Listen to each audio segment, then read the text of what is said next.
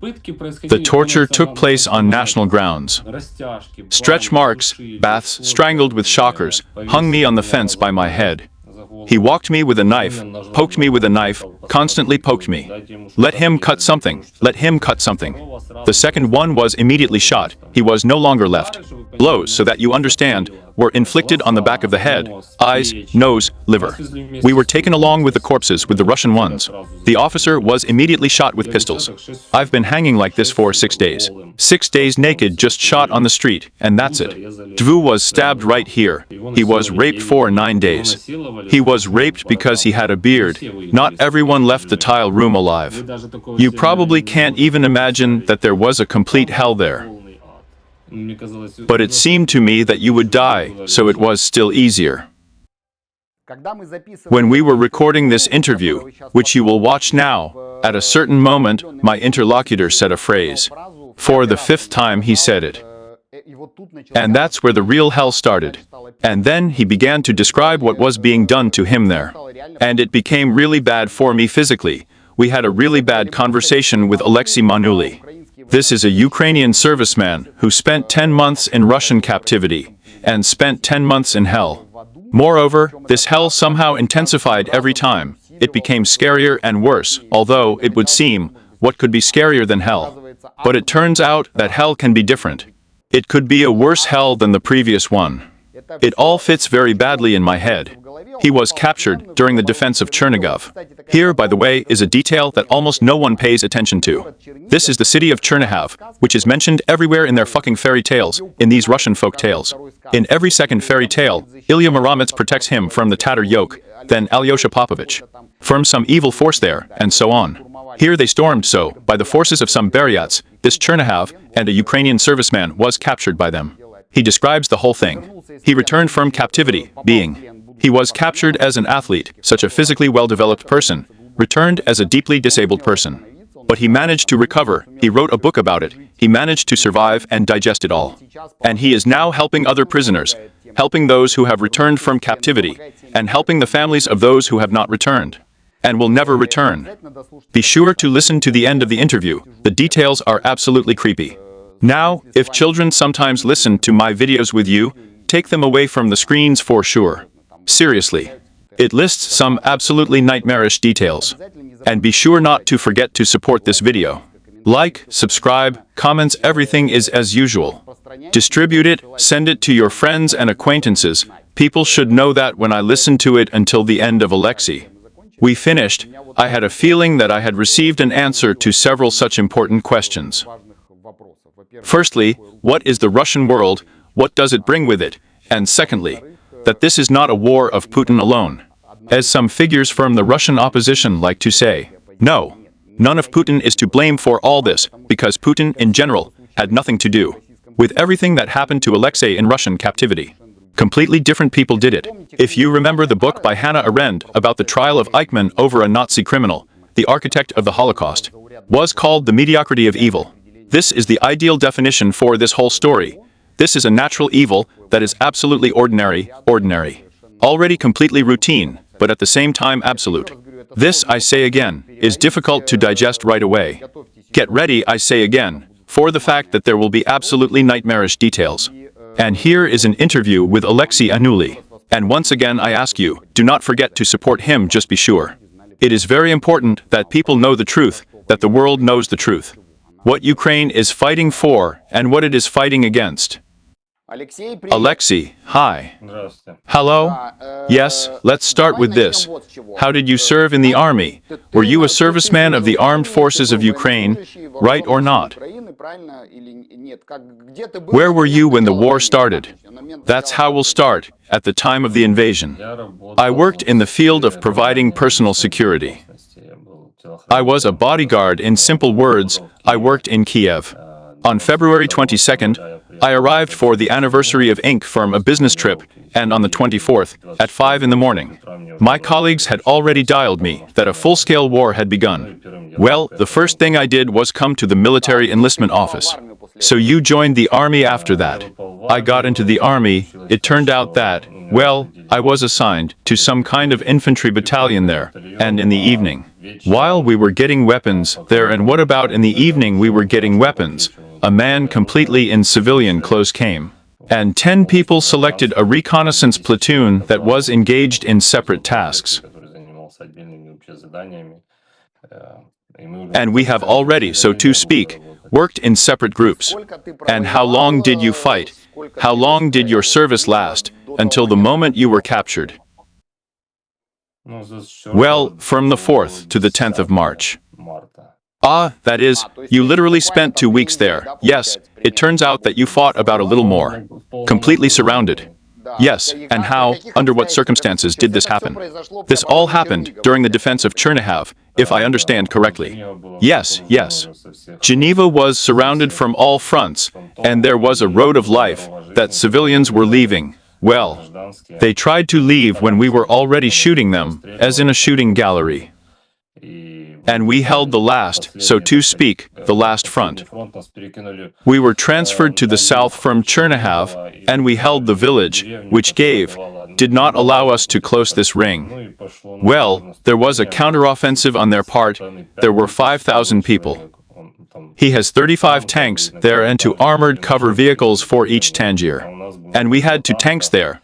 140 people of them on the move, there were 68 left. This is from 2 battalions. Well, it's clear that they broke through. Well, moreover, that they received specific damage. There were 32 pieces of equipment destroyed, but we just demolished. And I still stayed. I gave help, first aid to my comrade, who was blown off half his head by a tank shot, and I was concussed. I woke up wounded, when my itch was already dead all over. I also tried, in a state of passion, to conduct some kind of battle with the PKM, with a Kalashnikov machine gun upgraded. And it so happened that an MTL with infantry was driving at me and blew up on a mine at the moment when I was shooting at it. Well, then I came to my senses a little bit after the concussion and began to move away, but my legs were no longer going. I ran there literally 100 meters, and tanks already started to drive past me.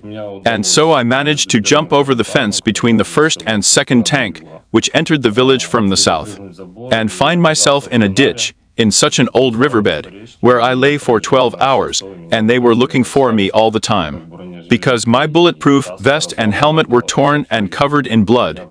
I had to throw it off. I only had a machine gun. At 12 o'clock I lay like that. They didn't find me, and it turned out that the village was closed by about 80%. Because they passed like a draft, blocked all the exits of the village, and the artillery of the sun was exposed to the rear. And here he is, the artillery started shooting at the city. In response, our artillery, I was lying there, all these fragments flew past me through the trees, and then the artillery shifted. As soon as it was shot back, and I went out to the rear of them, and crawled to the neighboring village, where I had my godfather's mother of my daughter. I thought she was hurt. I had a wound here, completely the head had fragments in the jaw, in the hand, and I thought they would hide it in order to move away, and then make their way to their own. But in the morning, I crawled for 12 hours. I didn't go again. I got to the Russians twice. But they didn't know that I was there anymore. And it turned out that the column was so huge that every half hour for 12 hours, every half hour at half an hour. And exactly there 12 and 30 stood by the clock, a new column came in. And so I was still making my way through the fields, through those columns that were supposed to enter this village. Must. I'll go to the neighboring village wounded and tired. I was noticed by a local resident who, in principle, was captured. And I got it. Okay, you were captured. Then how did events develop? At first, the military kind of captured you, well, as if you were captured by the military, right at first. And then they handed you over to some FS there or, well, that is, how did everything happen further down the chain? I got to the military. They were either Buryats or Tuvenians. One was a semi-Russian semitone of Buryats. It is unclear. The rest were Buryats. They started beating me, and after about 40 minutes, they found me. I also tried to hide wounded in the village. And that's when they took off my hood. I had everything wounded here. And they will take a step back and say, "Yes, you're a dill. We've been crumbling you here all night. Where did you come from?" And on the back of my head, they started robbing me with a machine gun, just robbing. And when they got to the belt, I had the Pentagon written on the plaque there, and that was it. And they immediately realized that it was an American mercenary they had caught. The Buryats began to ask questions, where I learned to speak Russian without an accent, and the Buryats talked to me in such an accent. I say that at school, she says, "This can't be, you were trained," and they took me to the fence with this. Despite the fact that I am an American mercenary, as if on a leash on my belt, they hung me on the fence by my head. I was on my knees, and my head was stretched out like that. And they tried to sort it out with a multi-tool, a flashlight, a knife.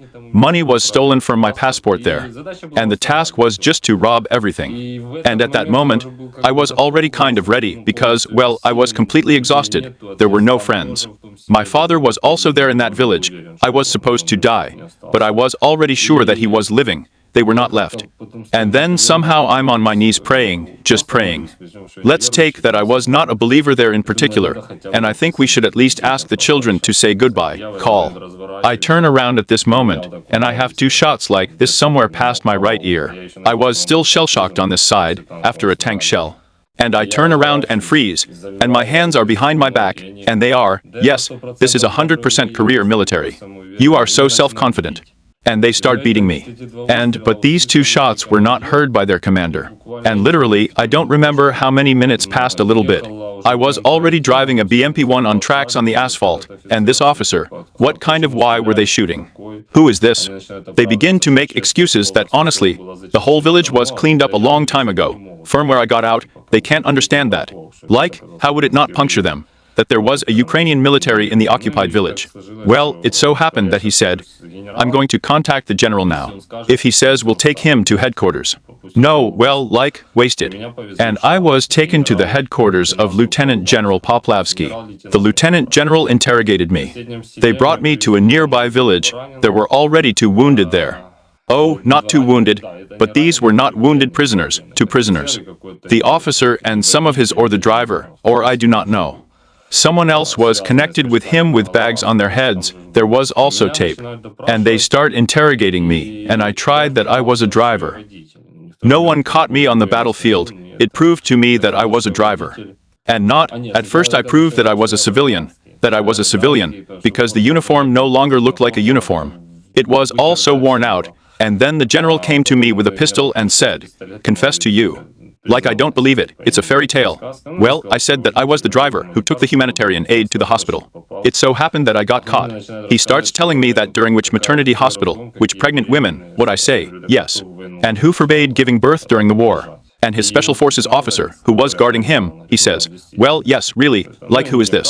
Well, they gave me a map, yes, a city where there are roadblocks. I say I drove by at night, so I don't even know. Well, I really managed to say it. The general somehow listened to me more than his guards. And at that moment, the battalion commander arrived, the one who did not let me be shot. Literally there, after a couple of hours of interrogation, he arrived all some kind of aggression. So he turns on me, throws himself at me. The general says, "Wait, don't touch him." And it turns out that literally 2 hours later, those who took me prisoner, they were all defeated. Only the battalion commander drivers remained. The whole battalion was smashed there, and the battalion commander almost cries, goes out into the street, and I hear a gunshot. Only 2 years later, I found out that it was my subordinate, so to speak, who was at war. He was also a scout, only he was taken on the battlefield. They didn't even start questioning him. That's just shot on the street, and that's it. And that's where I was interrogated. What struck me? When I went to the headquarters, I was struck by the Russian soldiers who were dressed in what? These are two protruding thumbs in sneakers in a mesh. That is, they were not the smartly dressed soldiers of the brave Russian army there.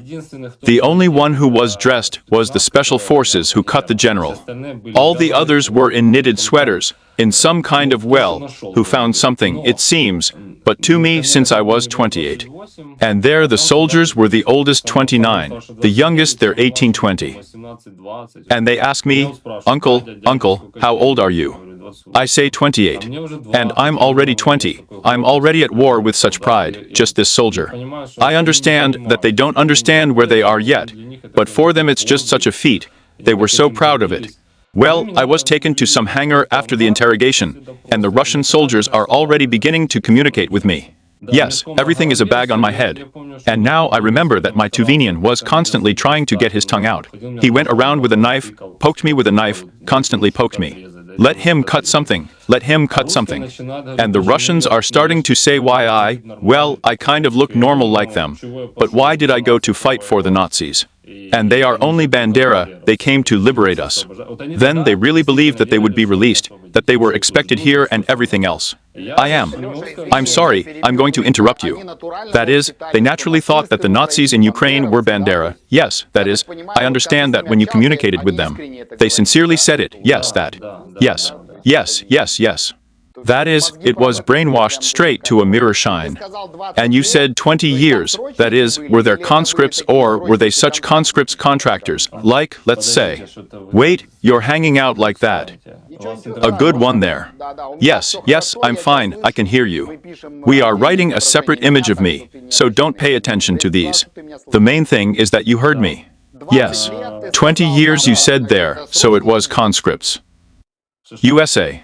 I say, were they conscripts for 20 years? You said that's where I'm 20 years old, there's some soldier there. No, they were contractors, probably contractors, probably contractors.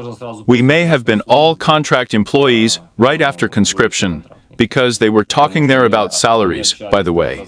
Salaries are very small, there's something up to $500 I transferred to them, paid for the war. But this is at that moment. Now there are completely different salaries. Yes, yes, yes, yes, yes.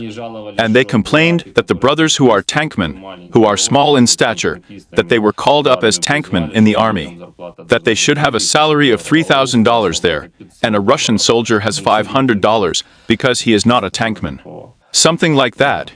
Then I started, yes, interrogating. One of some Russian soldiers, he's like that. So he was interested in asking me. When I was young, I felt this interest of his and he starts, that's why you are there. We are there to protect you. But you went for Bandera there. I tell him that there is no Bandera, but I can't say explicitly that you are a fool, well, as if a fool would never understand that he is a fool.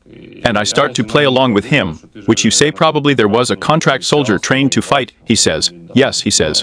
But I don't know how, I don't understand it. I say, well, you probably taught us ballistics, it's all there. He paused. I say, that he didn't know such words. Yes. I say, you do understand that the shells. He says, so we are only on Bandera. I say, do you understand what I'm saying? What kind of weapons do you have there? I say, well, when a projectile flies diagonally, it can't fly forever. That's where it will fall, and somewhere it will burst, and it will kill everyone around. I'm the one in range of the projectile. And I remember this Tuvenian that I just found with a knife. Are you smart or something? You're there diagonally compromising, something starts on me. This is dirt. Where did you pick up these words? And I am to this soldier. And he is a soldier. This Russian has become silent. I say, he's killing everyone. He fell silent. No.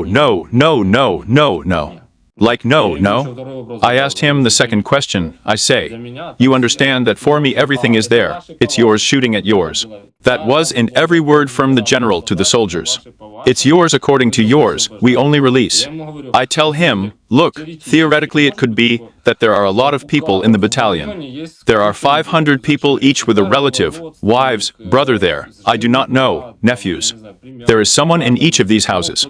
But there will not be such a thing that the whole battalion will shoot at our people, and one will say, no, I have relatives there. I say, for you, these are strangers. Well, for whom, who is more logical, what is shooting at the city? Moreover, nothing was collapsing. Well, in short, then that's it, I was forbidden to talk. Commas arrived around 2 o'clock in the afternoon. I was led there already under tape. I saw that the sun was already like this. It was so much more afternoon.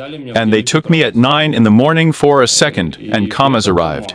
I understand that, well, from the village firm which this battalion commander returned. And the three of us are being loaded prisoners into this one. They didn't even give me anything to go to the toilet. In the onboard commas is high. And we are going in some villages. I try to calculate the road, well, knowing the area where we are going in which direction. We drove through the occupied village of Yagodnoy, where the locals were kept. Maybe you heard a month in the basement their people were dying there and children and old people were raping girls. But at the top there was a headquarters at the drill. And we drove through this village, and then we start moving to Desna on pontoon bridges, and that's all there they start falling on us. And you already understood, boxes of ammunition begin to fall on us, then potatoes stolen from farms begin to fall on us, and then I begin to recover. This officer falls on me behind his hands, and I feel like my ass starts to get completely wet. My hands are sticky. We were taken along with the corpses with the Russian ones. These are the whole battalion, that I do not know what was collected there after them. And we arrived not even at night, but it was already dark. For 4 hours we drove with villages. We arrived in a torture chamber near Belarus. The village of Vishnevoy, Rybkinsky district, it was hell. They started throwing us off with our hands tied from such a height. It turns out that the first officer was thrown off, he was sitting in the middle, then I was sitting to the left of the tent. And as soon as we fall, they immediately hit us on the head with machine guns, and Omsk paratroopers were already beating us. Healthy, well, straight. If the Buryats beat me, I thought they beat me so weakly, they are all small to my waist there. I was so physically developed then they beat me so that I had flashes in my head. Well, really such white flickers. And the officer went under himself to the toilet in a big way. Well, I didn't expect it right away, probably, maybe I endured it for a long time. And they shit themselves there, you stinky Ukrainian. Well, they start dragging him into some room for this, and we were told to follow him on our knees. All the bags are completely on the head, and we feel like that, they beat us. And as soon as we pulled into this room, the officer was immediately shot with a pistol with a PM. There was just a single shot, immediately shot. And this second man and I are being interrogated and beaten. Beat for a long time. Well, it seemed fast. That's how everything is slowed down. I just had so much time to consider. Here I was knocked down with a boot of scotch tape from my eye and I saw a man's neck standing there in front of the lantern. Yes, that's how a vest is like this and a sand-colored uniform. And I even managed to see it all in the dark. Everything seemed so slow to me. They beat the blows, so that you understand, the back of the head, eyes, nose, liver were inflicted. When there's a spasm, you can't inhale, not exhale.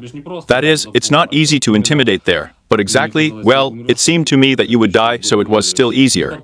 And then I have here once, and they find a medal in the reason. And this medal was put by Comrade Rest. Probably when I tried to tampon him there, he shoved the medal here to me. He somehow became so attached to my son during the occupation. And this is it for me, these are 2 medals. I found one, and hid it before, and I didn't even know the second one. And this is a medal for participation in the auto. That's it. They are like this. That's how you are our passenger. I don't even have anything. Well, I already understand that I have nothing to say. I don't even know what kind of medal it is. And they also examine my shoulders for bruises, examine my hands. And since I worked as a bodyguard working with weapons, it is clear that I have these specific scars, they're from working with weapons. My hands were torn there once and all that. Well, that's it, you're a sniper. He starts me with what finger he killed. And as soon as they found a medal with me, the second one was immediately shot. They didn't leave him anymore. And that's when they started beating me. And just like then, this officer of theirs who was standing, he was standing like that, his hands behind his back, only silently with his finger. He didn't even talk. A healthy man is like that, he stands like that, and that's it, work out. And they all leave. There are 3 people left, 2 of them put me on the floor. One turns out to be some Caucasian, his call sign was Raven, and the second is a young Russian, such a young guy. His voice is so kind. I honestly thought that he would help me, but he puts me on it, they take off my pants, they say that you washed your ass there. And then I'm like this. Well, then of course, it seemed to me that after I was beaten, that it was just psychologically intimidating me and that's it. But no, they started groping me with their hands there. Well, men, especially Caucasians, that groped another person with their hand there. I already realized that this is not a joke, that they are not joking.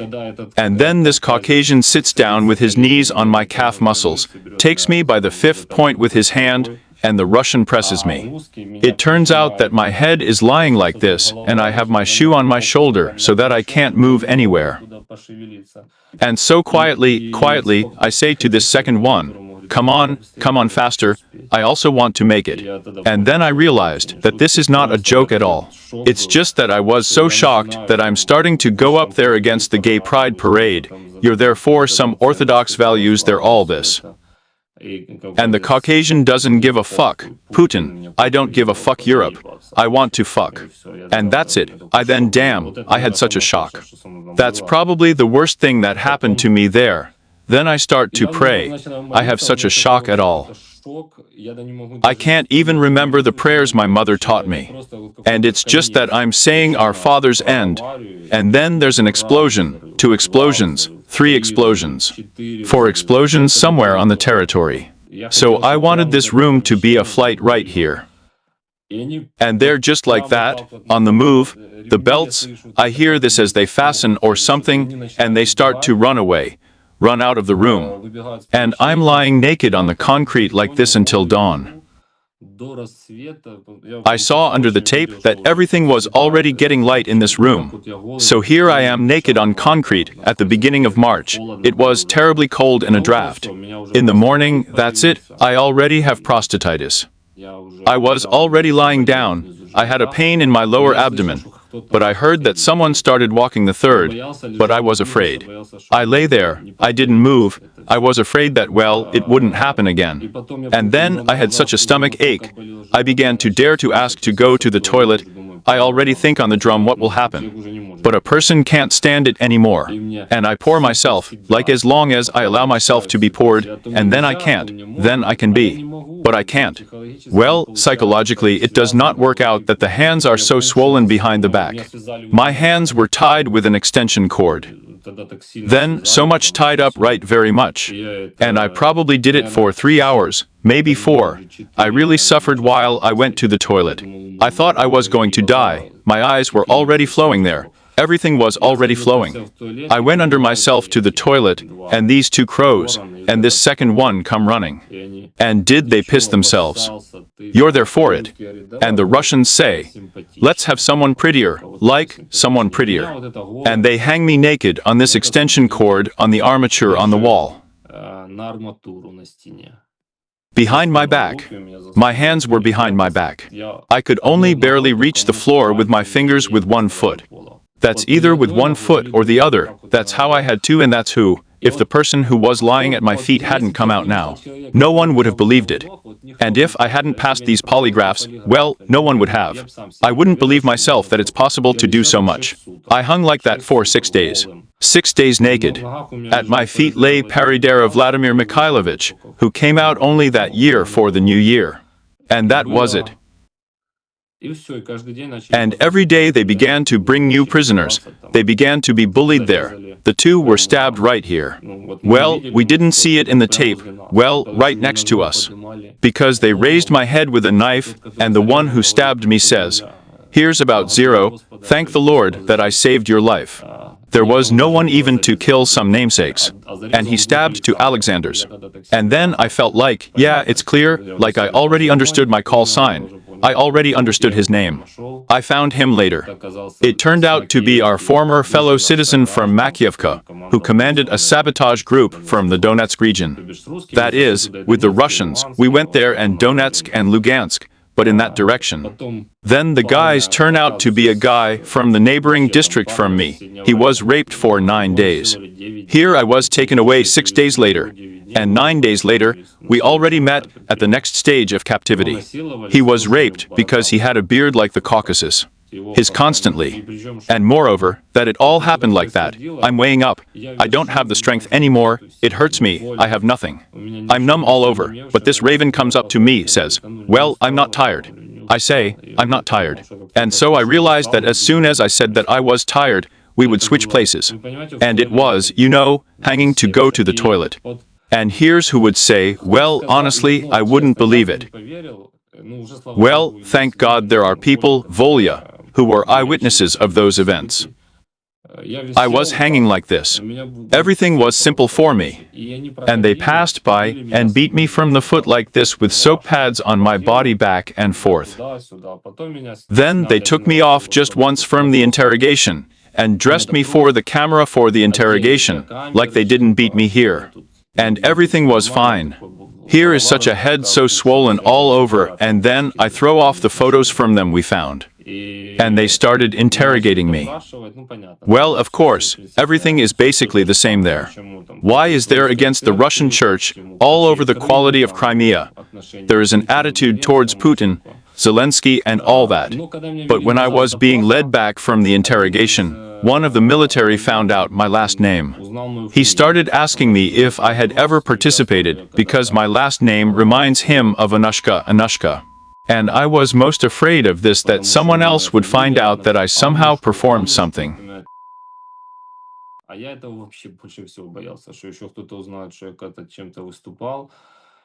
And I used to perform seriously, engaged in very serious sports, straight professionally. And then it turns out, I say, yes, it's not Anushka. I say, I'm the moon only in advance, but I say, I haven't had any boxers for a long time. I've been a dad of 2 children there for a long time. And in general, I forgot how to hold gloves there, but he's like that. And this guy, he was the one who started helping me from the moment I tried to go to the toilet at night, when they're every 2 days.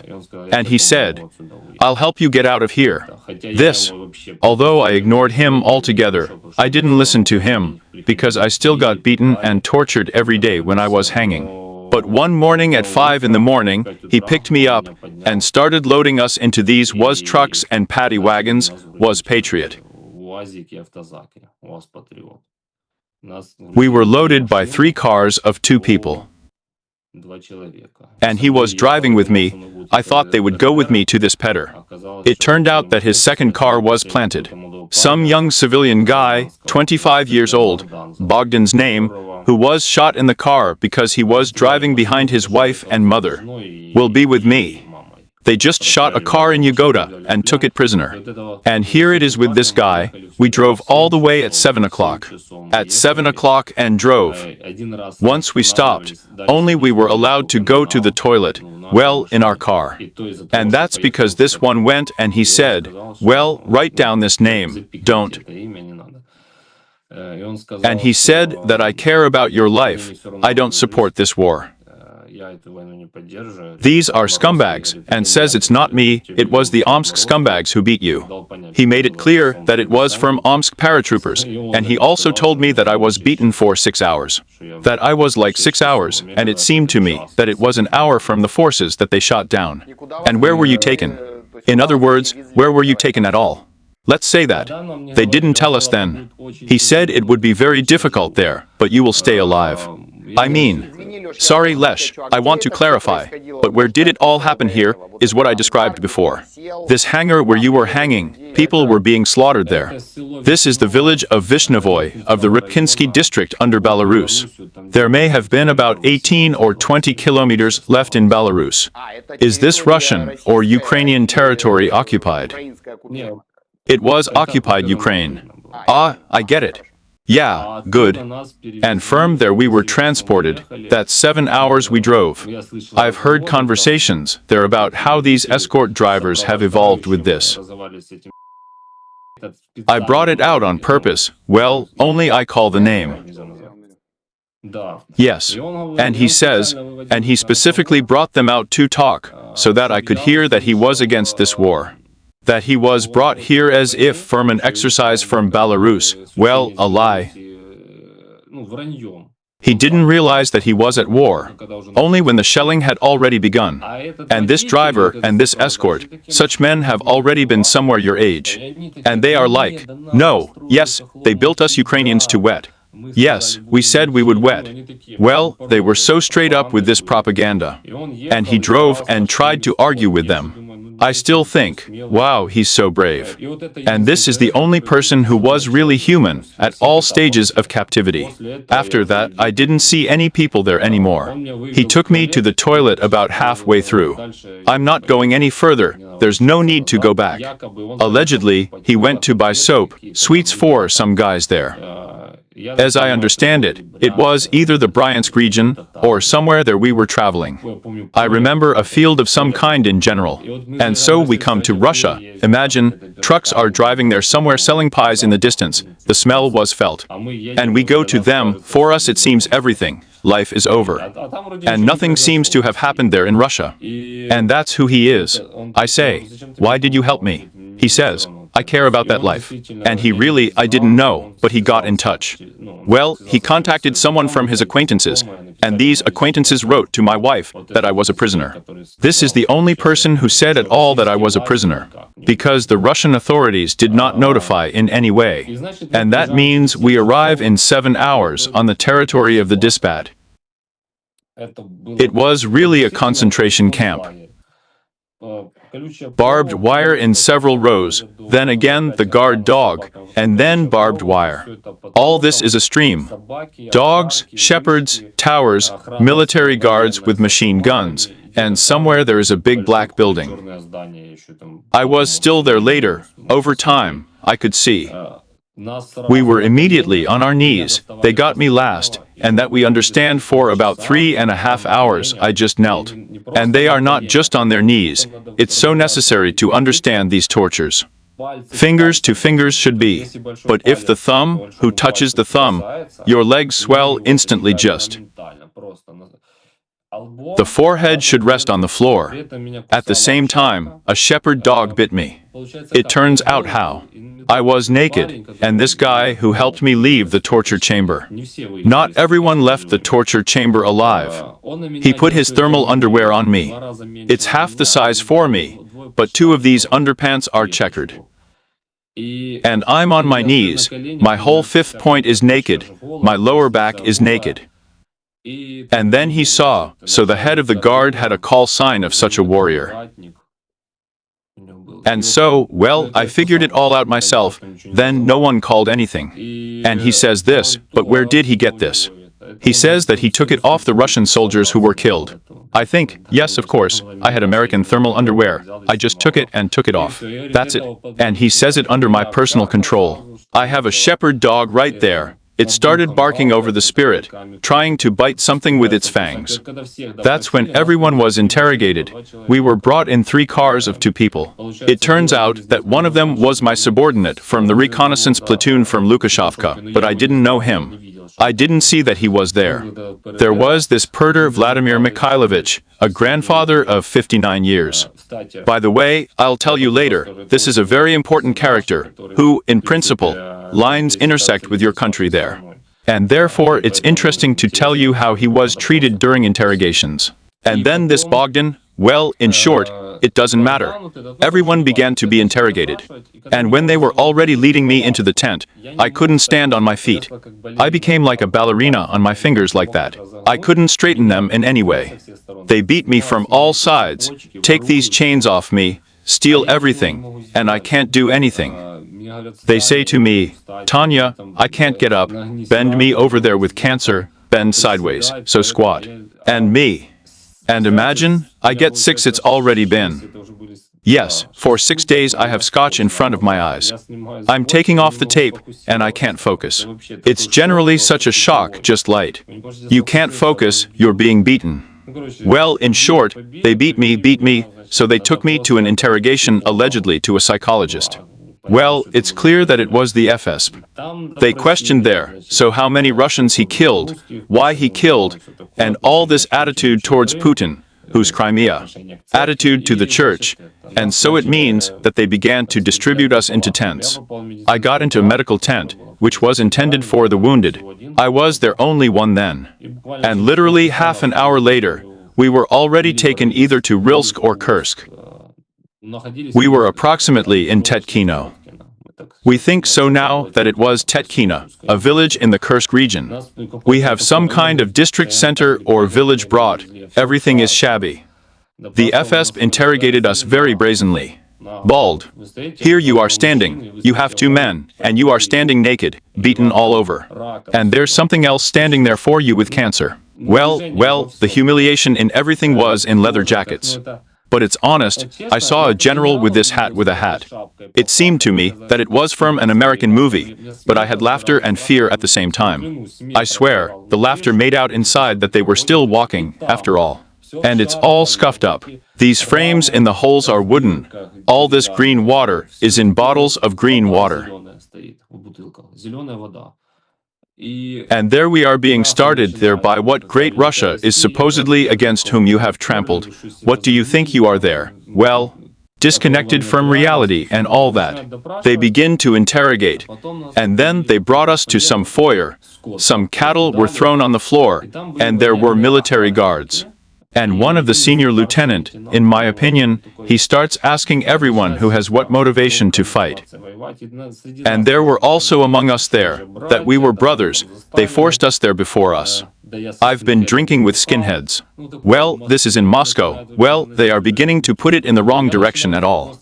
I just start interrupting one of our prisoners of war so that he doesn't say anything superfluous at all. And this officer shows me your like. Don't talk here, he says. I understand everything myself. I've always listened to your autoradio. I have an aunt on the other side. I don't say anything superfluous, because they will pass, like. He gives me a bottle of green water to drink, generally green, like from a swamp. And he says, well, we drink this ourselves. We don't have another one. I look at their teeth. Their faces are like, plus or minus, the peers there are a couple of years older. Well, grandfathers and grandfathers already. And then after this interrogation, everyone was taken out in handcuffs, and they didn't even put handcuffs on me. They put him on his knees, he says, and zero, maybe you won't run anywhere there. I think I won't run anywhere wounded. They bring me to this tent, and from that day I started having fun everyday life there. Every night I was put on my knees in the snow at night by the head of the guard, a soldier. He was such a burr.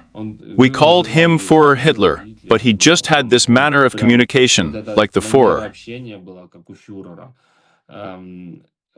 This Ukrainophobic attitude towards us was manifested in everything. And so he got up at night. Here you are sleeping at night tired, exhausted with work, but he's so knock knock knock. Medical tent, 5 seconds to exit. You have to get dressed wounded in 5 seconds, run out, uncover these 2 layers of the tent, kneel down, and make a report. But it's unrealistic in 5 seconds, and that's it. And you don't have time for 2 seconds, and stand in the snow all night. And I have already developed a biological clock with the time, that I woke up right in 5 minutes, and felt that he was already somewhere under Kardashian with these jackals of his. And I uncovered everything like that, only he left for 5 seconds, and ran out, made a report. But it didn't save me. He put me on the snow at night anyway. Then new prisoners of war began to come to us, of course. I already had some opportunity to provide medical care with my proven methods, urine therapy and ashes, everything that we had. And I had to deliver the fragments from the jaw arm to myself. There were guys who were watching there too. I unbent the spring under the cot. It was made up of a lot of springs. And in fact, there were springs that would no longer play a role, they were sagging.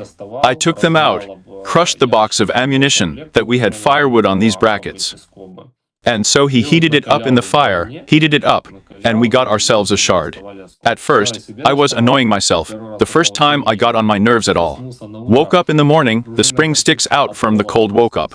No one even took it out for me, no one even crawled up to me. That's just how he lay, and he would have died, and he died. I mean, you blacked out from what you put in your nerve, right? And it knocked you out. Yes, I must have hit a nerve, but I had 8 fragments here. 8 fragments, such as a nail right here in the jaw and a piece of bone sticking out. That's where I have a scar on my cheek.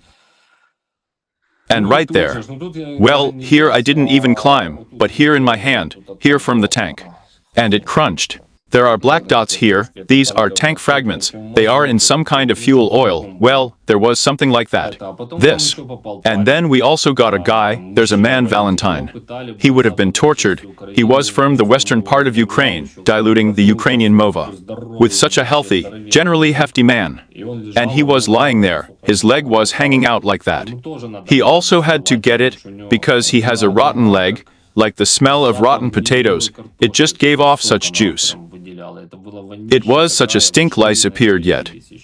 Well, no one gave us a bath, we never washed. Well, I don't even say teeth almost. They gave us water once or twice a day, such a bottle of Borjomi, but there were 9 or 11 people there. So I separated them. I would have shared, I was the senior tent, I was appointed by the same turntables. And here are 2 trays of water. If someone greedily drinks, and there have been such, then that's it. Then others have not had enough. And this is where they tell me the sport decided. Sport was decided only in situations where it was necessary to force authority with their own. Otherwise, it's just that when people are hungry and thirsty, they climb over each other's heads, they don't care if you're there on the one hand. Not on the one hand. Well, it's short. There I spent 12 days being bullied, beaten. For the first time I saw women prisoners of war, a local grandmother. Tell Lesh, can I ask you something here? They were beaten, tortured. What were they trying to get from you? Do you know why I'm asking this? I read all the time, as it were, the testimonies of Ukrainian prisoners of terrible torture and abuse in Russian captivity. When they don't even try to achieve anything, when people say, let's sign what we need there, confess to anything, say what you want. And there they don't want to do anything, just torture and mock. That's how it was, I take it, right? Look, no one tried to achieve anything. They tried, well, the torture took place on national grounds. The Ukrainians are unwashed, unshaven, fascists, we are fighting for Hitler. Well, on this one, the interrogation is the same. Attitude to the Crimea, attitude to the DPI, to the LPR, Zelensky dictator, and that's it. Well, in order to knock out something like that, they knocked it out in the torture room. Where are the locations? Where is there already such a thing in Russia? Well, maybe indirectly someone from the FSB, yes. The FSB asked. But I'm a humanitarian aid driver, what can I learn? And I kept this legend to the end. And I'm 2 heads taller than them all. I was still physically developed then. Well, it's really still dried up. I was so not pumped up in the gym. I was pumped up running, pulling up, and I had veins standing out, such big straight muscles. And they are straight. Well, what kind of driver are you? I say, well, I have rights. I say that I was offered to be a driver, I will be a driver. Kumar is pregnant. And not, but, well, yes, it's logical. Well, like breaking off means the driver. Well, that is, there the intellect even amazed me sometimes, here they are.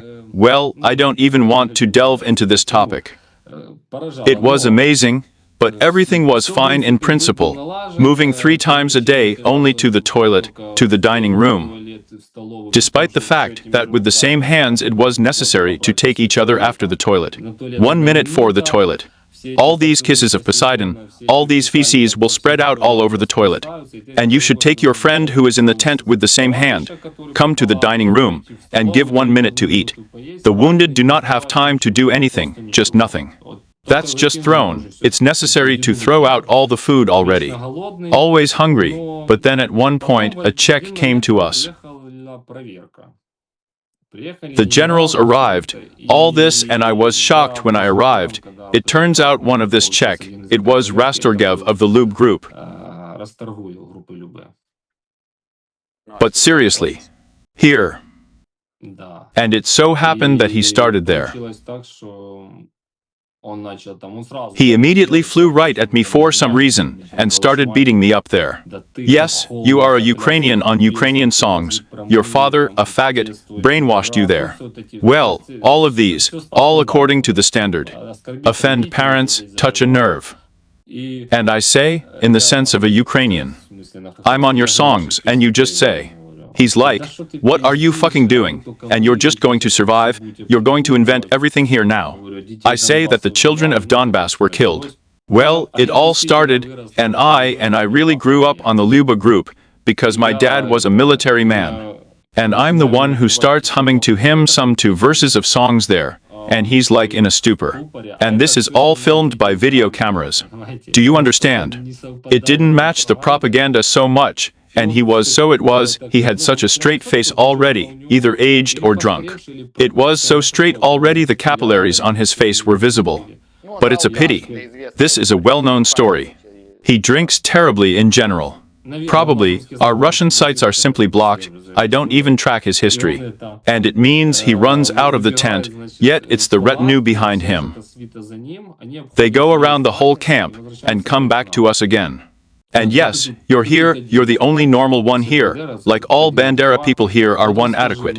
Tell me why. That's why I gave away 2 medical cars there, and they exploded on the side of the road like that. I say, yes, as if on the sidelines during the war, it generally becomes, well, still mind. What does the Ukrainians have to do with it? Well, as for the type of international conventions, we do not linger. I say, well, they had a chance not to go, but I didn't have a chance where? I have a house, well, a family. As if we hadn't come, we wouldn't have died, but I didn't go anywhere, and already you have a type in captivity. And he starts talking to me like that. I can see how straight he is. Well, he doesn't have anything to say in response, there's just nothing. And then it means that they tell me to lie down in a cot face down, and I have this resettled vision badly, I would have seen the wound. But I saw this blurry so that the light glows from the cameras. And that's how the military opens this curtain in the tent in the army, and I hear a voice.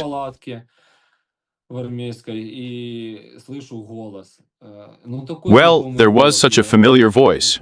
You see, boys, but we sing them here, feed them, dress them, shoe them, and they cut our eggs and blow foam in the ass. And she goes out like that, so not with a leisurely. She has me, in my opinion, even her own. Well, I don't think that's for sure. This woman even had her own security there. She comes out, and this second friend of mine, who is there from the tent, says to me, damn, but this is their famous propaganda. I'm like, who? Says, no, well, this is like a beaver. And that's what he tells me. It was Simonyan. He says it was Simonyan. Did you meet her too? And so, in a sense, well, I got acquainted. Yes, it turns out that there was a chance to strangle it all, you can say.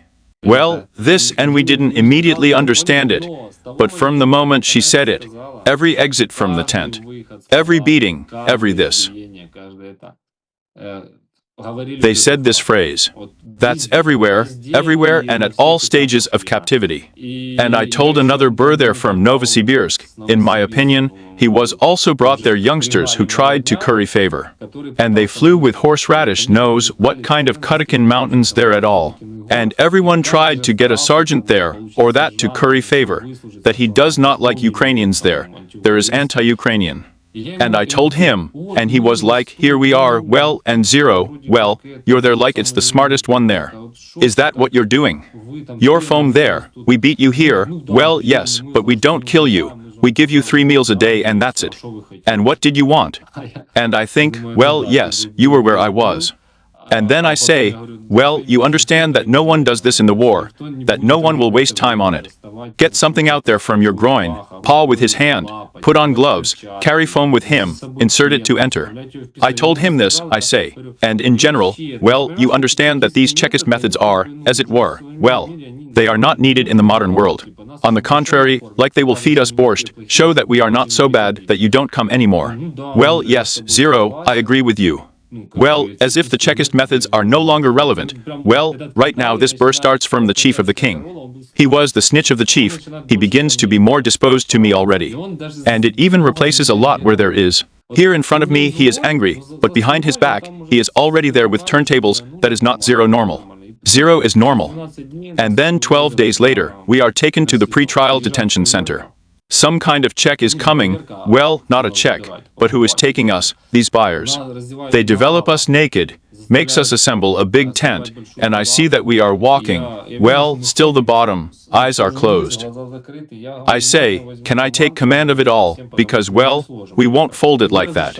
And they let me, and I did it only in order to see who else is here with me.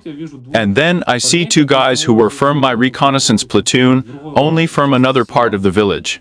I didn't know how they were captured then, but I saw them there. They also made it clear to me that they see that it's me, but they didn't designate each other to me. And we were stripped naked, held on our knees for an hour and a half. They found all of our things at my place, and I missed the story. I had two teeth pulled out before, they just caught me and took me to some field hospital. Caused two teeth and a piece of bone here. For what it is unclear. I just went out in the dining room, they caught me by the neck and took me. And it was all without anesthesia. They said that I killed Russians. How many Russians have I killed? So many teeth have I pulled out. What do you mean? This. Healthy teeth just pulled out the bait, right? Yes. This can be read in more detail later in my book. Yes, it's simple. We'll talk about the book separately, yes. The dentist apologized to me, and it was an order. He was even threatened by a turntable, but he didn't have much there. I think his conscience surprised him for that. And now they find me, when they take us to the pre-trial detention center. They find these two teeth, he put them in my palm, I kept them. Moreover, that everyone who was with me, they knew that I have teeth and a cross. The chains still stole the cross. And they give them back to me, they didn't take them away.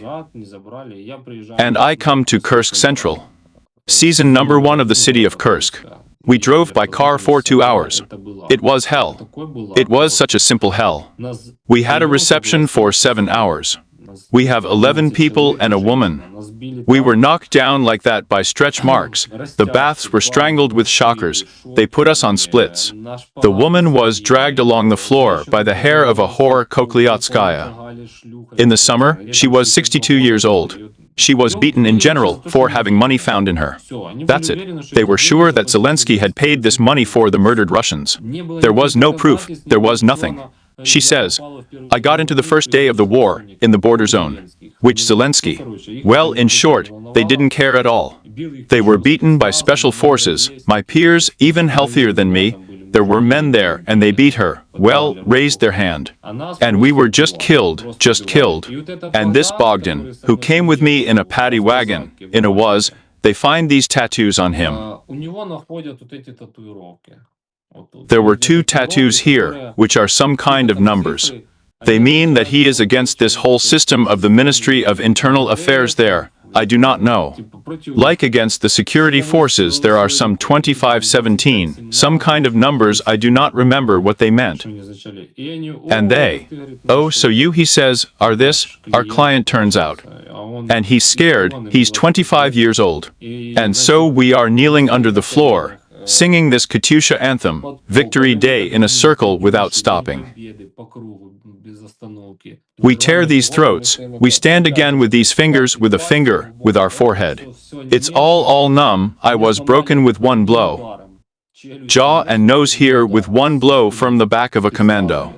When I was tired, I already had such a blanch. And it's the same, let's go through these offices, and bring them some kind of saucepan. Together, 2 commandos urinated therein on this Bogdan. They begin to pour on his head. That's it, it was already there. We still didn't understand it all. It was already beginning the process of being lowered, because he has these tattoos with 2. There are ordinary numbers there. Well, they mean something, like how insulting it is for these sinuses. And then they take me out. They took him out somewhere, beat him. Then they take me out. I look, he's already standing dressed in this Zona uniform. He's wearing a cap like a blue cap, and they tell me to take it off. But they put it on me.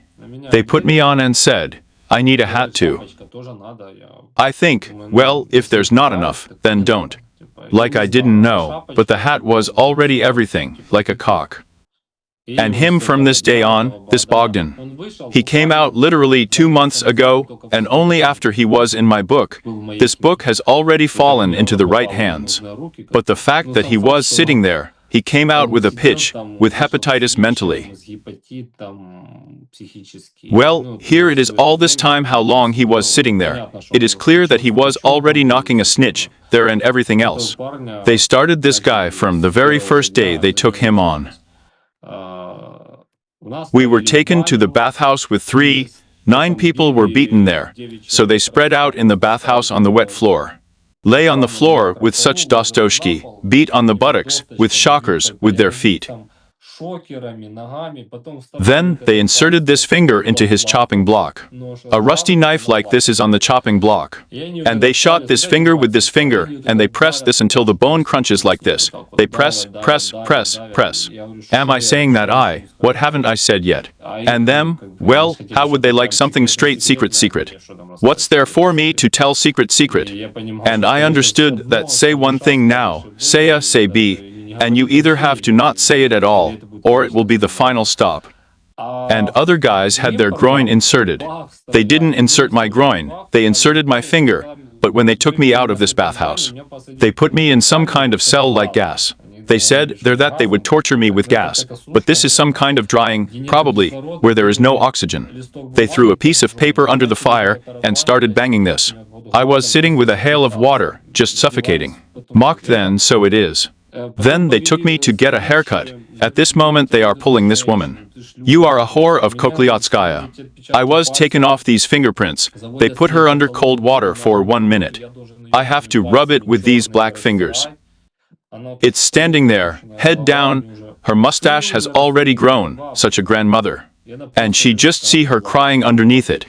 It was just such a humiliation for her. And they take pictures of us on the phone and say, so, you're a whore, you've become cancer, you take it there, imitate sexual intercourse. You're there?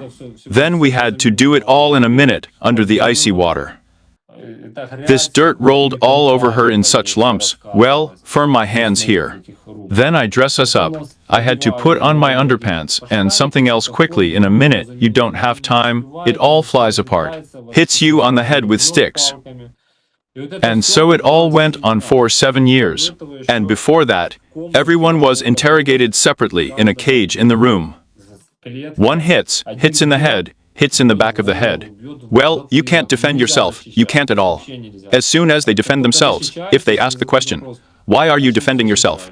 Is it hurting you? I say yes. Is someone hitting you? I say, well, yes already. Remember, never tell anyone that you are being beaten here. And I'm writing down the second one.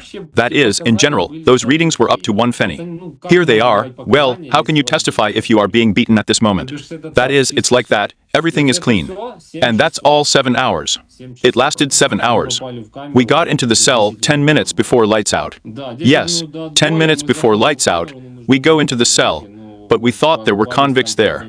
But border guards from Glukov got caught there. 2 civilians from near Kiev are still in captivity. And the camera is designed for 4 people. There are 12 of us. These bunks are welded on the 2nd floor. The point is that, well, water is constantly flowing. Ice is so cold. And imagine this, the water is turned off to us, and you have this in 1 toilet tank. You have to brush your teeth, and wash your feet, and wash your hands. And wash the dishes after the balanda and the spoons are transferred to the cameras. Well, the eggs are still clearly washed. Well, the unsanitary conditions are complete. Began to sew these underwear such as these in the seams were wound up like testicles.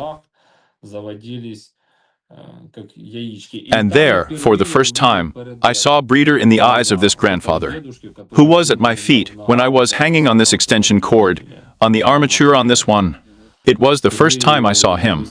We met him, he shook my hand, said, I'm like, my respect for you, well, that we went through this with you. These are the eyes, and so that you understand, we could not sit down. We were so knocked down that we could not sit down. And I spent there at the Kursk Central. We were shot down in the afternoon and evening. Every Czech was taken out for all sorts of interrogations and beaten. It was daily. Then they added special forces, a typhoon in shape, In my opinion, there was, but it was either the VSPSHNI Special Forces, or they were also special forces in green uniforms to their own special forces, who just beat us with sticks. They beat us in the balls. We were beaten with our heads against the wall. Old people beat us. There are 79 years. There you are there for 20 years. A woman, you don't care.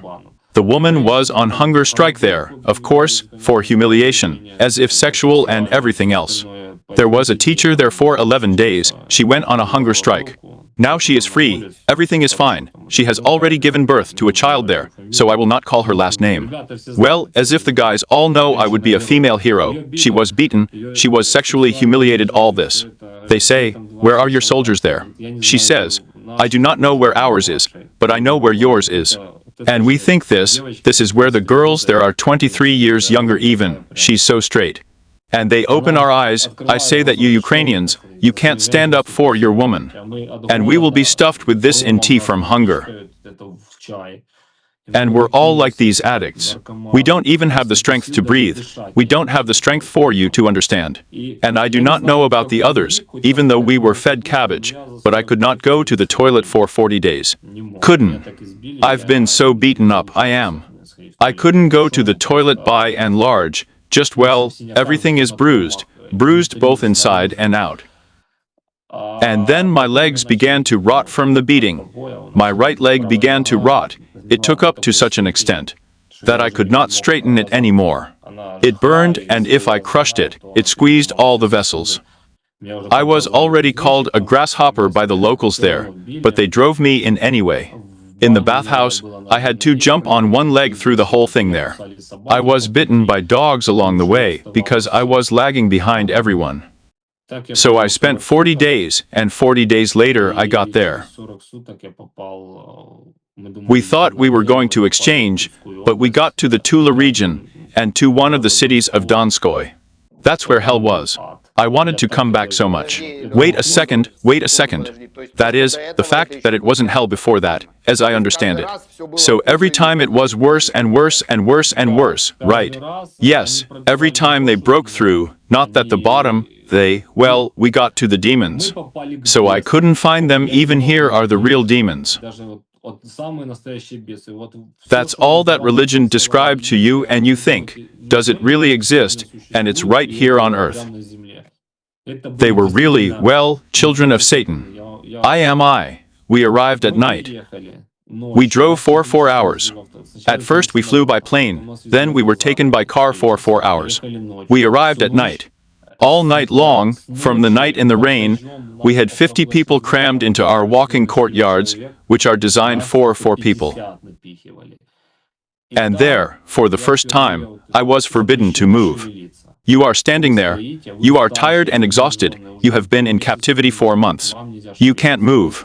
You're standing like this tree. One person moves. Everyone immediately like this. Write down the last name. We already understand that at the acceptance. This is not yet acceptance. It's like a sump. And it turns out that we were standing from night until 4 o'clock the next day, while we were just being pushed into the cells. Conscripts were marked with Zetki. There were Marines. Zetki like this is the nail on this. Nails, some kind of wire, like scratched so somewhere on the cheek. That's like Zetki. And it is clear that we are dehydrated, and you wanted to ask there. It turns out I was standing on one leg. And the second man in Kursk had a torn tendon, and by the way, he was a DNR sheep there, or firm the DNR firm somewhere, but his tendons were torn, no one cares. And here we are 2 types in general, as not standing, but we still have to stand. And then we were given a canister for urine from the antifreeze.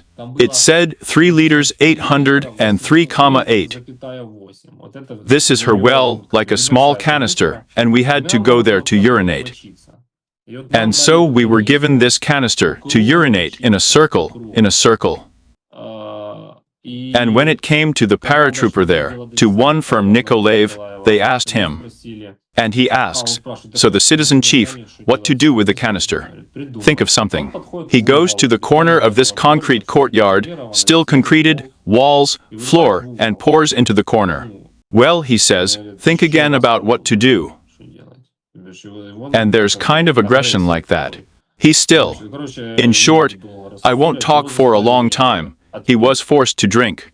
You should have taken as many sips as you are old. And then, as soon as he did it first, we started playing roulette. That's how people are standing. Well, in stacks like that, I don't know, there are 15 or 10 people in a row. And this is on this walking courtyard. And so he counts down 21, and we zigzag 21 like that, so that's who got it. How many years there? 59 of this one on the zigzag. And so it was my turn. I was already standing. I was standing closer to the wall there, and not to the exit, and I was talking. I wanted to find my cellmates from Kursk Central. And it hits me, and I realize that I'm looking at it all. It's like coffee of such a black-brown color. It was urine. I say that, well, they incorrectly counted the type of citizens of the boss, and he really counts, and gets caught not at me, but at the next guy. The badge, I was so ashamed, but the fact that it happened so coincidentally, fate, that I didn't get it very much. In short, it was hell, damn it. This was just the beginning. Then at 4, then they started calling us 3 people. We had to go out, and the special forces beat us with sticks from both sides. I'm on one leg, it's clear that the first blow I fell. I crawl, they beat me with sticks, we fly into the reception. They take me to the Capura department, to a separate office. And they beat me in the shoulders. That's exactly how these joint bags are broken into the shoulders with shoes, and such a disease is called bursitis. When it's all poured like that, and that's it, they already don't know these joints. Not only was I hanging, I was on Kursk. Then they finish me off, and that's it. I already feel like that's it. This is the irrevocable moment of trauma. It means they are being led by cameras. Everyone asks how many Russians he killed, but here you are all confessing. And at first, somehow so. Well, we had 4 evenings fed with such salty cabbage. This is in 2 days. She couldn't be. She was so oversalted, we are in her stomach. We were hungry, we couldn't eat in the toilet. She burned everything, well, it burns right inside its salt. And then I met a Marine from Mariupol there. Here he just came out a month ago and met the DNR Bykovsky. He is still sitting, he was such an ardent patriot of Russia. He was waiting for Russia with a flag there all this. He is still sitting in captivity, and everyone doesn't give a damn. For Russia, he is not there for Russia. And this is the 3 of us, the defender of Mariupol. I, the defender of Mariupol, lost my son in the war, I lost my father. And this one lost his nephew, whom he examined after the death of his sister. And here we are 3, so to speak, someone has lost someone. And this DNR, no matter how we were beaten, he still said, these are not Russians. These are not Russians.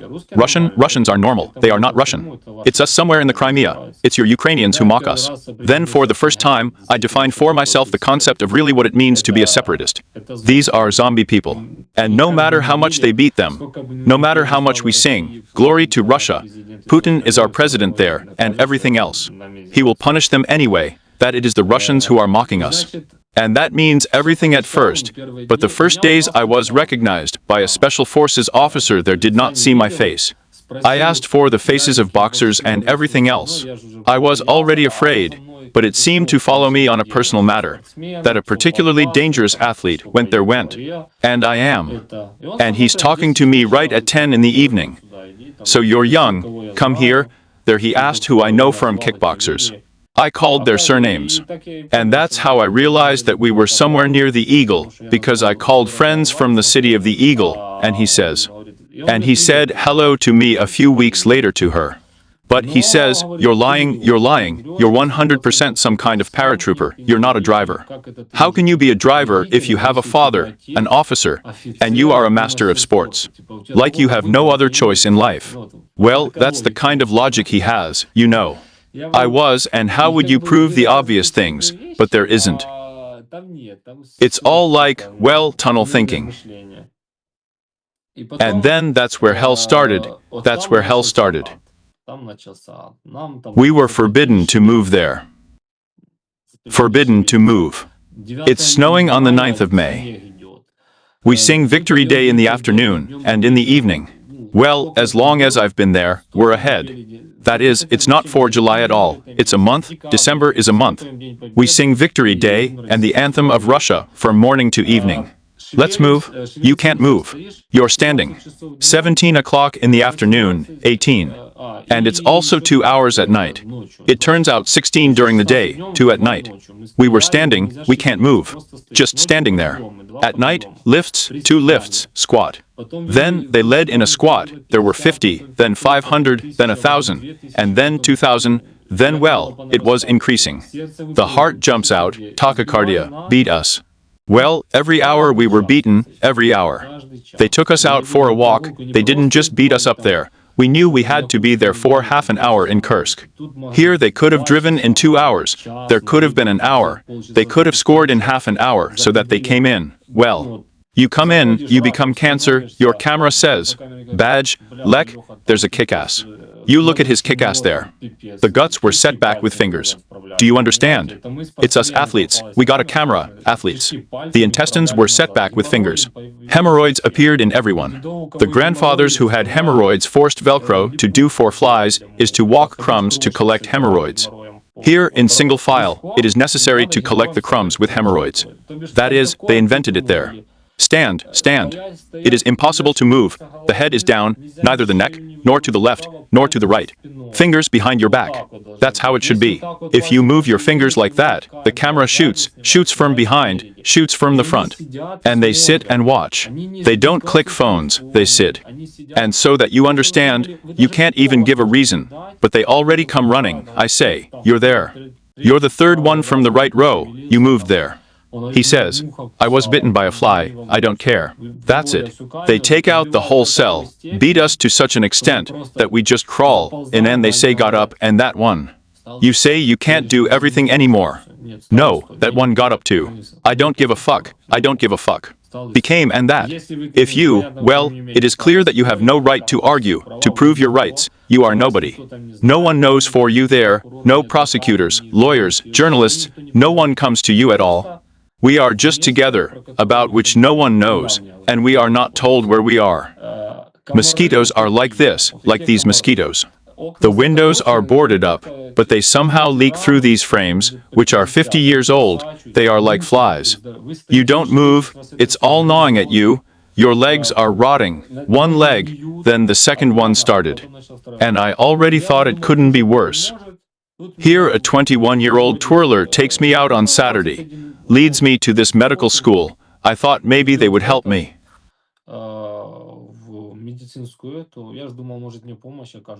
He doesn't take medical scissors with these. It turns out they have how? Yes, yes, curved blades like that, yes. Yes, he took me here in the leg. Here's the scar I have. Here he shoved it like that, stretched it under the skin, and then they came out. And that's how he left it on her? And moreover, in front of all Bykovsky's turntables, this separatist was kept in the corridor. He immediately said that he no longer had any pain, no complaints, and I was lying, me. That's when I cried for the first time. That's right, I burst into tears already when I went into the camera. I wanted so much to be just a little child to my father, to my mother, and I missed my childhood so much.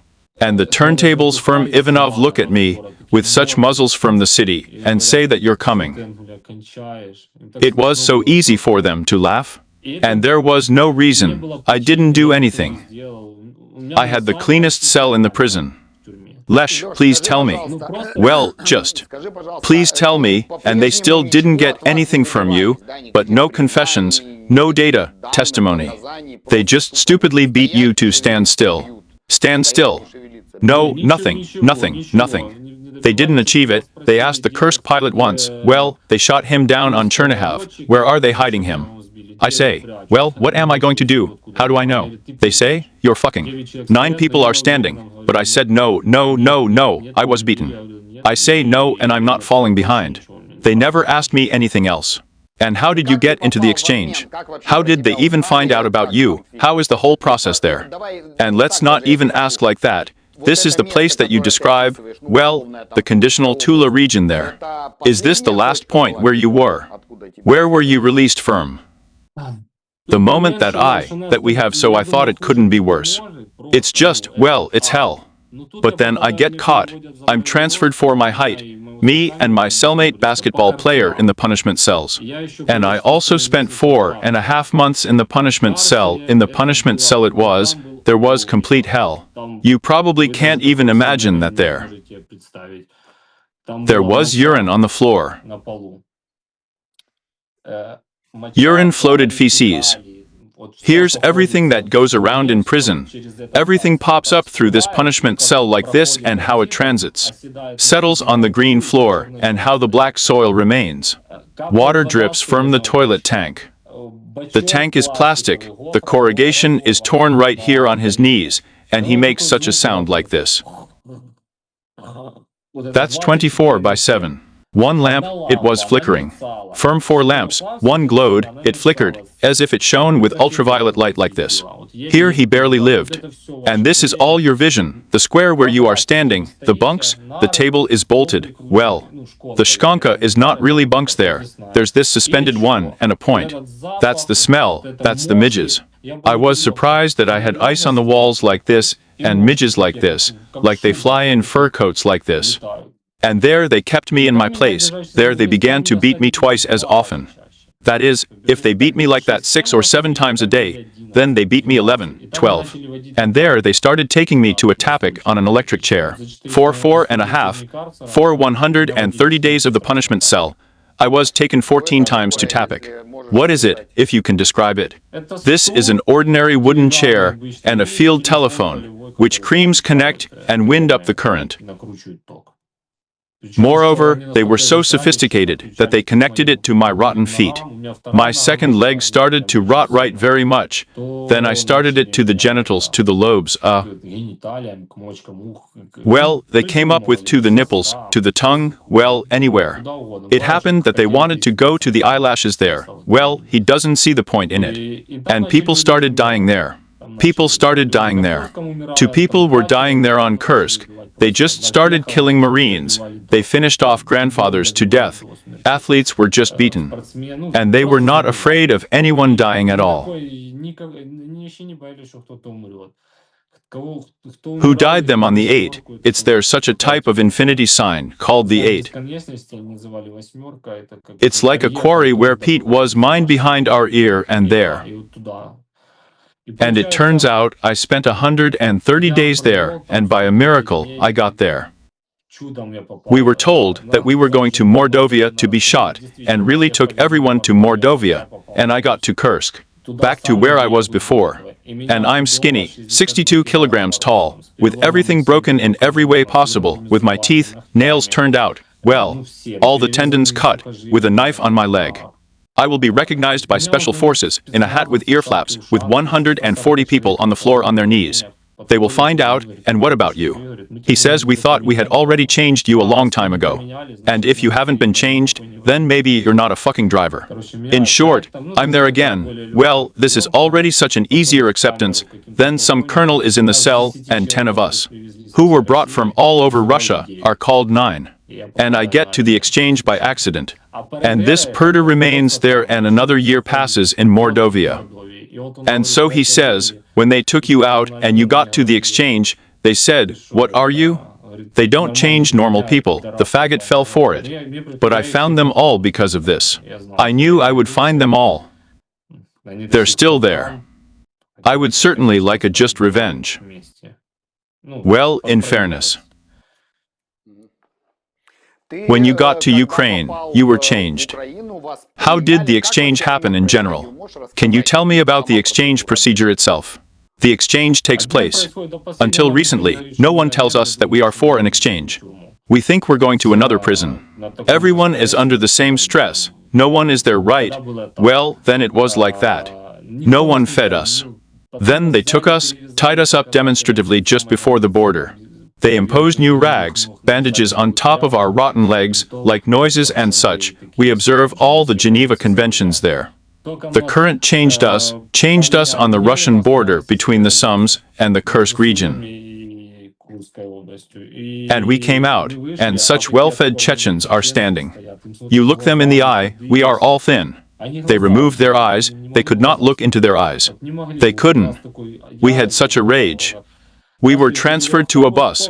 We crossed the border with an electric shock, and immediately there were attacks on the Sums, on those hospitals where we were supposed to be taken. Then they are. It was the new year of the 23rd year. They shelled the whole of Ukraine and Kiev and the Sums. And we were quickly figuratively changed and taken to a safe place. I mean, we weren't even there, the doctors wanted to examine us, they didn't have the opportunity. There was no light, there was nothing.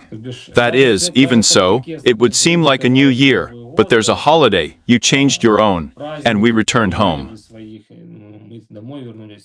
They didn't even give us any relaxation that day. And as soon as I got home, I saw my family and asked them to come. They forbid me to see my family for the first 3 weeks, but mine have arrived, and I am returning to this. My legs are failing. And that's it. They are taking me to Poltava for leg amputation, and they said that if it was in the hips, that's another thing. And since it's the shins, there are a lot of tendons, nerves, and these legs miraculously saved them, which I still walk. So that you understand, having been in the feces for 4 months, my heels began to fall off like this from the bones. And now I've had it for how many years? Here I am now, I still have it here. Until now. Wherever I have been treated already, Israel and Latvia, Jermala, Ukraine, wherever I have not been treated. Wherever I have not been. My tendons are being taken away from me, my arm was beaten off. To press the handle on the door, there is elementary, and everything left, and does there. Throw something, pull the box, I can't understand my book with my right hand. That is injuries, but I had torn muscles from the bones, I was operated on, screwed from the biceps here to the anchor fixation. Torn cross menisci, tendons, 2 collarbones, right shoulder blade, jaw, teeth, well, that's it, fingers, you see. Everything that could have been not broken. Only the desire to return to the children was not broken. Well, yes. I wanted to ask you what kind of held you back. Yes, that's what allowed you to keep your mind and hold on. But these are the children, I understand first of all. To hold on so much children wouldn't have children. I tried to hang myself, I'm already there, and the children don't really like me well. Hunger, I couldn't survive hunger well. They only gave me a little bit of food there. But I thought that's all, I'm going to die, and really my children will never come to me, even to the cemetery. Really. And to be forgotten by those for whom you were ready to die is probably the most terrible thing. And that's why I didn't want to be forgotten by my children, and that's what kept me. You wrote a book, yes, as far as I understand. You described the whole story there, everything that you told me, only naturally more so. What is it called? Jingle Bells. It's called Jingle Bells. Why such a name? And there you need to read to understand. But it makes sense. Good. Yes. Friends, also do not forget that there is a book by Alyosha, it can be found. If there is any link, yes, where you can buy it there, read it. Let's put it in the description of this video for sure. Okay, I'll throw everything off. Yes, I do not know, honestly I will tell you, I do not know how to comment on everything at all, here. But I know for sure that these things need to be told. Because the problem is always that we are in our bubble, that we are in Israel, yes, that you are in Ukraine. Sometimes it seems to us that everyone knows about it. Well, we are, since I know about it, then everyone knows about it. But this is not so, because very often people do not imagine what is happening in Russian captivity. What is happening there with prisoners? What is happening in general? What is happening in general? Well, now one of the indicative stories of the latter is literally the mayor of some Ukrainian city. The mayor of Kherson, in my opinion, and here are his photos before and after captivity. Well, there is already, in general, nothing even really needs to be commented on. Yes. You said they wanted to. I couldn't stand it anymore in the punishment cell, I asked. For what? For what? Is that what I'm doing? I get up, I don't move, I don't break the regime. I had the cleanest camera for the fact that you were born Ukrainian. That's what they told me. And people who have not achieved anything in this life, just nothing. And they are so. And here is this Russian chauvinism. I felt it so much there. I didn't even realize that it exists in such a straight format. But this one is a Ukrainian, and I'm a Russian. I'm Russian. He took the stuff from us. A poor bastard, just a poor bastard. But I'm Russian, and you're a Ukrainian. You may be educated there once again, but you are a Ukrainian. Well, you say it like something, some kind of stigma, you know. And I really am there. I still need to be delivered. For the first time, I felt this pride that I am a Ukrainian. I was kneeling at night in the snow, and I was so proud that I was a Ukrainian. That's probably the turning point I had. That it was nice to hear it in my direction. What are you doing now, Lesh? Let's say that's the last thing I'm going to ask you. What are you doing now? You have something to do. You work for someone, you help someone. Well, in addition to the book, you wrote it and passed it. What are you doing now? Well, I was treated for a year and operated continuously for 7 months from one hospital to another. It's continuous like this one after the other. Then I was busy trying to get my friends back from captivity. I went everywhere, asked who I didn't ask, did what I didn't do, tracked their movements all over Russia, even recruited people from Russia to help me get it. I had to get it. I also wanted the guys to establish who was involved in the murder of those guys that I was. Their registration is not exactly. I managed to do it all, but I spent a lot of my strength, resources, and time on it. But since recently, when I wrote a book, in order to let go of this topic completely from myself, and I made such a confession of myself there through her, without embellishment, without anything, so that this book is like a document of the Hague Tribunal, plus. And everything is already confirmed there. And people already want it, they don't want it, it's already on its own. It is already true in any case, since I have confirmed it. From this moment on, as the book came out, I want to deal with my family. I have a fund with which I help the families of those who were killed in captivity. There are children who have incomplete children there at school. To collect some different things there. Yes, and with this book, I'm kind of trying to make it one thing to take families, work, and 3 things at the expense of the book. To be able to somehow. It's not just that God gave me life, and I'm doing what I'm doing. Veteran, home disability. I try to restore the house after the devastation. With some things they're sometimes straight. Well, I'm a fuck. Now I am especially busy myself as an entrepreneur. I get it. I get it. Clearly. Lesh, thank you very much. I understand that it's all very difficult to talk about these things and come back to it every time. And in general, this is still to be digested. I'm going to listen to it all again, because, well, you know, I have this first feeling when I listen to you. Just some kind of unreality, as if it all well can't be like that. But we know perfectly well that all this can be and is, and we here in Israel know it no worse. And you are in Ukraine too, so, unfortunately, you had to experience it for yourself. I wish you only one thing, to live to see your grandchildren, yes, to keep the strength in yourself, as it were. And continue to do your work, your activities, and stay as healthy as possible after all that you have experienced. Thank you. By the way, I wanted to say the book that I wrote it more like a confession in memory of the guys, which I mean the book is not about me. About the fate of people through my eyes, but also a book primarily about the memory of my father. He was also captured. He went looking. He brought out 46 people, gave them life, and these guys are coming out of captivity. They tell me how he saved them, how he helped. But he went looking for me. It was his mistake. And he didn't find me. He found 6 wounded people there, so he stayed with them to help them. He was captured in this village of Lukashovka. Then they were burned. They were burned by 7 people in the Russian Orthodox Church. That's the absurdity of this war. He was not shot as an officer. He was not allowed to call his family there, at least to say goodbye. He was burned like cattle. I see. Well, I'm very sorry, I'm sorry, and I wish you every success, yes, in your work, and in promoting your book. We will also help you with this without fail. Thank you very much, Lesh. Thank you, yes. It will be, if everything works out, we will present the book to you. Therefore, yes, I want to. Let's say that a presentation of your book will be possible in Israel, perhaps, yes. And if it all works out, then you will say, and I will announce it on my channel, so that people will come, as it were, about this too. Thank you very much, Lesh. Goodbye. That's it, yes, goodbye.